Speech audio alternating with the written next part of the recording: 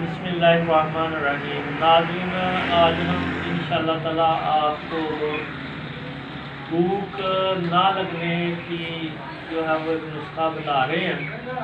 عام طور پہ ہمارے پاس کافی پیشنٹ آتے ہیں، وہ آگے یہی شکایت کرتے ہیں کہ ہمارے بچوں کو بھوک نہیں لگتی، ہمیں خود بھوک نہیں لگتی، ہماری امی کو بھوک نہیں لگتی، ابو کو بھوک نہیں لگتی۔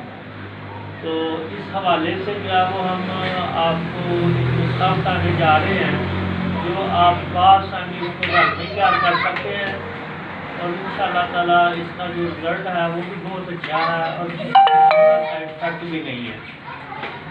اس میں دو ہی چیزیں ہیں، آپ جو ہے نا وہ اناردانہ لے لیں اور پودینہ لے لیں۔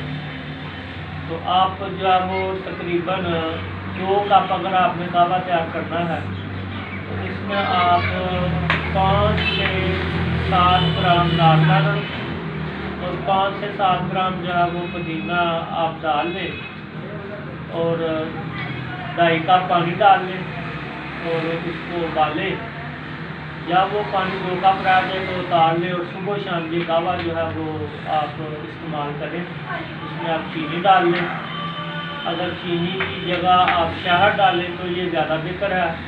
تو انشاءاللہ تعالیٰ اس کو آپ جو ہے نا وہ کھانا کھانے کے بعد بھی پی سکتے ہیں، اور کھانا کھانے سے کوئی آدھا گھنٹہ پہلے بھی آپ اس کعوے کو پی سکتے ہیں۔